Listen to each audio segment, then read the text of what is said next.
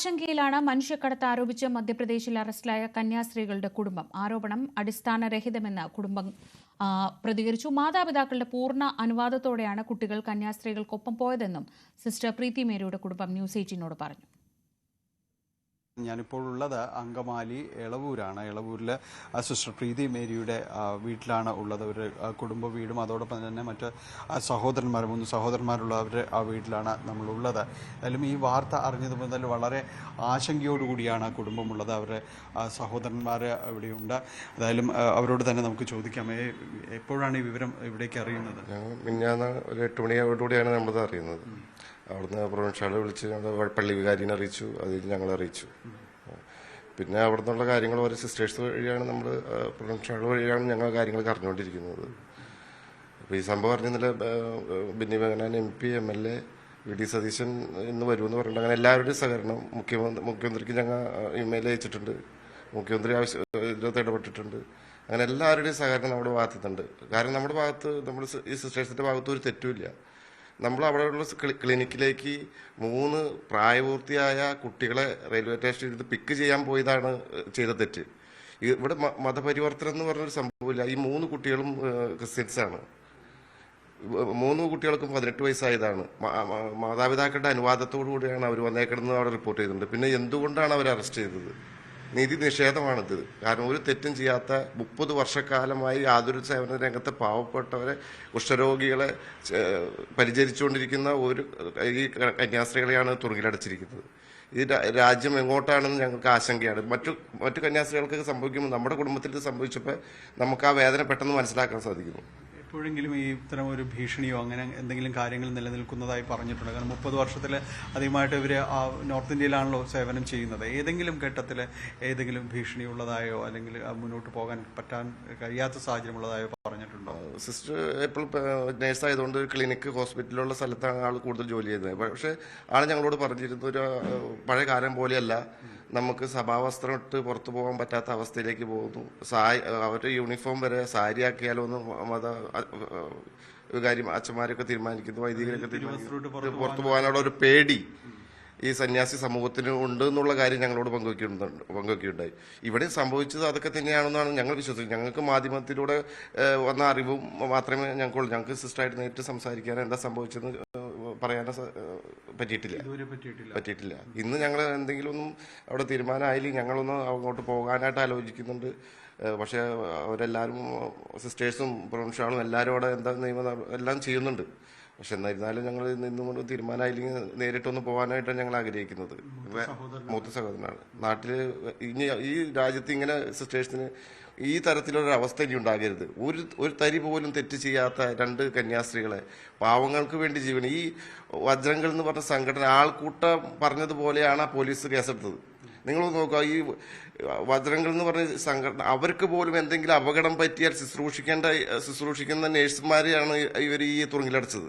അവിടെ ഈ സിസ്റ്റർമാർ ശുശ്രൂഷിക്കുമ്പോൾ അത് BJP-കാരനാണ്, കോൺഗ്രസ്സുകാരനാണ്, ഏത് സമുദായം ഒന്നും നോക്കാറില്ല. അവരെ ശുശ്രൂഷിക്കുക, അവരെ പരിചരിക്കുക, പാവപ്പെട്ടവർക്ക് വേണ്ടി സഹായങ്ങൾ ചെയ്യുക, അവരുടെ പിന്നാലെ നടക്കുക. അവർക്ക് വേണ്ടി ജീവിതം ഒഴിഞ്ഞു വെച്ച കന്യാസ്ത്രീമാരാണ് 2 പേരും. ഒരു പ്രതിഫലം നമ്മുടെ കുടുംബത്തിലേക്കോ സ്വന്തമായോ സ്വീകരിക്കാത്തവരാണ് അവർ. അങ്ങനെയുള്ള 2 കന്യാസ്ത്രീമാരെയാണ് ഇവർ തുറുങ്കിലടിച്ചത്. നിയമവ്യവസ്ഥ എവിടെ ചെന്ന് നിൽക്കുന്നു എന്ന് നിങ്ങളൊന്ന് മനസ്സിലാക്കണം. എപ്പോഴെങ്കിലും ഇവിടെ എന്നാണ് അവസാനമായിട്ട് ഇവിടേക്ക് എത്തിയത്? 2 മാസം മുമ്പാണ്. ചേച്ചിക്ക് ഒത്തിരി ഹെൽത്ത് ഇഷ്യൂസ് ഉള്ളതാണ്. ഷുഗർ ഉണ്ട്, പ്രഷർ ഉണ്ട്, അതുപോലെ തന്നെ ആർത്രൈറ്റീസ് ഉണ്ട്. ഇവിടെ എറണാകുളത്ത് ഷേണൈസിൽ കുറേ നാളായിട്ട് ചികിത്സയിലാണ്. അപ്പോൾ 6 മന്ത് കൂടുമ്പോൾ ആള് റിവ്യൂവിന് വന്നുകൊണ്ടിരിക്കുന്നതാണ്. ഇപ്പോൾ 2 മാസം മുമ്പ് ആൾക്ക് ഇത് വന്നു കഴിഞ്ഞാൽ ചിലപ്പോൾ കൈയൊന്നും നിവർത്താൻ പറ്റില്ല. അവിടുത്തെ കാലാവസ്ഥയൊക്കെ ആയിട്ട് ഭയങ്കര ബുദ്ധിമുട്ടി ജീവിക്കുന്ന ഒരു വ്യക്തിയാണ്. അവിടെ ക്ലിനിക്കിലാണ്. അപ്പം ഒത്തിരി പേഷ്യൻസ് ഇവിടെയാണെങ്കിലും ആദിവാസികൾ ചേച്ചി പറയുന്നതാണ് ഞങ്ങൾക്ക്, അവിടെ ഒത്തിരി പാവപ്പെട്ടവർ അവരൊക്കെ ഈ ക്ലിനിക്കിനൊക്കെ ആശ്രയിച്ചാണ് ജീവിക്കുന്നത്. അവർക്ക് വലിയ വലിയ ഹോസ്പിറ്റലിൽ പോകാനുള്ള ഒരു വിദ്യാഭ്യാസം അല്ലെങ്കിൽ ഒരു സാമ്പത്തിക സ്ഥിതി ഒന്നുമില്ല. അപ്പം അവരൊക്കെ എന്ത് വലിയ കേസുകൾ ഉണ്ടായാലും ഇവരെ ഭയങ്കര വിശ്വാസമാണ്, ഈ സിസ്റ്റേഴ്സ് ഉണ്ടെങ്കിൽ എന്തെങ്കിലുമൊക്കെ രക്ഷപ്പെടും എന്നുള്ളൊരു ഇതിൽ ഇവരുടെ ക്ലിനിക്കിൽ വന്ന് അങ്ങനെ ചേച്ചി നല്ലൊരു രീതിയിൽ നോർത്ത് ഇന്ത്യയിൽ ഒരു 30 വർഷമായിട്ട് പ്രവർത്തിക്കുന്നു. അപ്പം അവർക്ക് വേണ്ടി സേവനം ജീവിതം ഒഴിഞ്ഞു വെച്ചിട്ടുള്ള ഒരു വ്യക്തിയാണ്. 2 സിസ്റ്റേഴ്സും, ചേച്ചിയുടെ ഒരു ഫ്രണ്ടും കൂടിയാണ് മറ്റേ വന്ദന എന്ന് പറഞ്ഞ സിസ്റ്ററും. അപ്പം അവർ 2 പേരും നഴ്സാണ്. അവർ 2 പേരും അങ്ങനെ സമൂഹത്തിന് വേണ്ടി നല്ല കാര്യങ്ങൾ ചെയ്തുകൊണ്ടിരിക്കുന്നതാണ്. ഒത്തിരി ചെറിയതല്ല, ഒത്തിരി ഒരു ഞെട്ടിക്കുന്ന ഒരു സംഭവമാണ്. ഒരിക്കലും ഞങ്ങൾ സ്വപ്നത്തിൽ പോലും പ്രതീക്ഷിക്കാത്തൊരു കാര്യമാണ് ഞങ്ങളുടെ ഫാമിലിയിൽ സംഭവിച്ചുകൊണ്ടിരിക്കുന്നത്. ഒത്തിരി സങ്കടമുണ്ട്, ഇനി എന്താകും എന്നുള്ളൊരു ആശങ്കയുണ്ട്. പക്ഷേ ഇവിടുത്തെ എല്ലാ ജനപ്രതിനിധികളും നമ്മുടെ ഒപ്പമുണ്ട്. ഞങ്ങൾ മിനിസ്റ്റർക്കായാലും ഇന്നലെ ലെറ്റർ അയച്ചിട്ടുണ്ട്. ബെന്നി ബെഹനാൻ MP അതിൽ വളരെ റോജി എം ജോൺ ഉൾപ്പെടെ വളരെ നല്ല രീതിയിൽ അതിനകത്ത് ഒരു ഇടപെടൽ നടത്തിയിട്ടുണ്ട്. ഇന്ന് പാർലമെന്റിലൊക്കെ ഉന്നയിക്കുമെന്നാണ് പറഞ്ഞത്. അപ്പോൾ അവരിലൊക്കെ ഞങ്ങൾക്ക് ഒത്തിരി വിശ്വാസമുണ്ട്. പക്ഷേ നമ്മുടെ ഒരു കേരളം വിട്ടുപോയാലുള്ള ഒരു അവസ്ഥ ഓർത്തിട്ട് അതിലേറെ സങ്കടമുണ്ട്. ഇനി ആർക്കും വരരുതെന്നുള്ളൊരു പ്രാർത്ഥനയും കൂടിയുണ്ട്. ഡാനി പോൾ വിവരങ്ങളുമായി ചേരുന്നുണ്ട്. ഡാനി, കുടുംബത്തിന്റെ ആശങ്കയാണ് അവർ പങ്കുവച്ചത്. ആ FIR വളരെ ഗുരുതരമായ കുറ്റങ്ങൾ ചുമത്തിയാണ് തയ്യാറാക്കിയിരിക്കുന്നത്. ആ സാഹചര്യത്തിൽ ഈ മന്ത്രിമാരുടെ വരവും അവർ നൽകുന്ന വാഗ്ദാനങ്ങളും ഒക്കെ എത്രത്തോളം കുടുംബത്തിന് ആശ്വാസം പകരുന്നുണ്ട്? എന്തൊക്കെയാണ് അവർ സന്ദർശന ശേഷം പറഞ്ഞത്?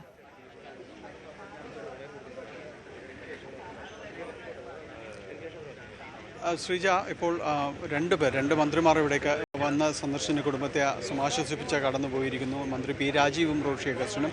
അവർ വ്യക്തമാക്കുന്നത് കൃത്യമായും തന്നെ സംസ്ഥാന സർക്കാരിൻ്റെ മുഴുവൻ പിന്തുണയും ഈ കുടുംബത്തിനുണ്ട്.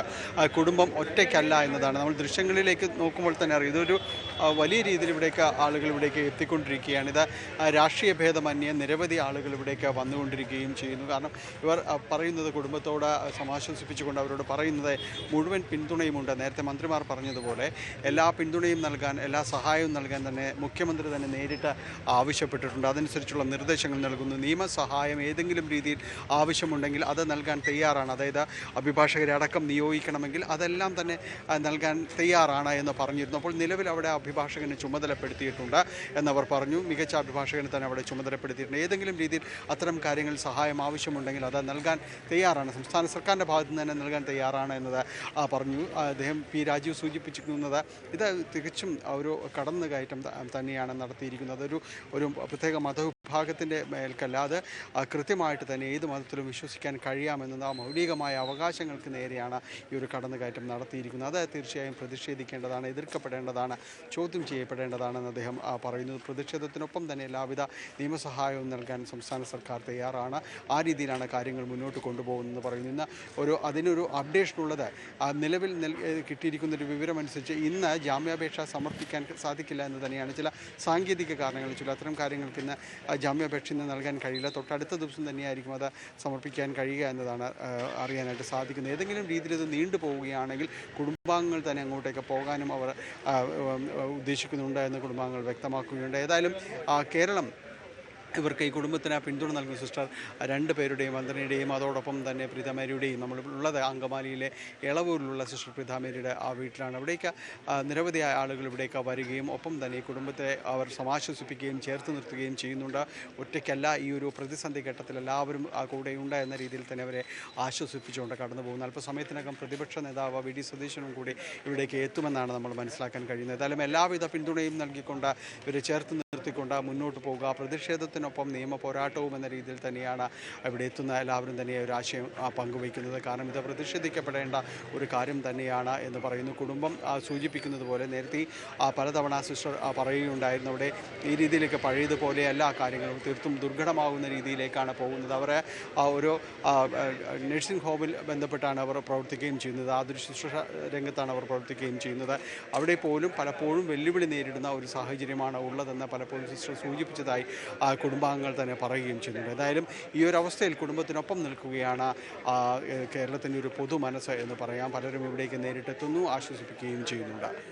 ശ്രീജാനിപ്പോളാണ് വിവരങ്ങൾ നൽകിയത്.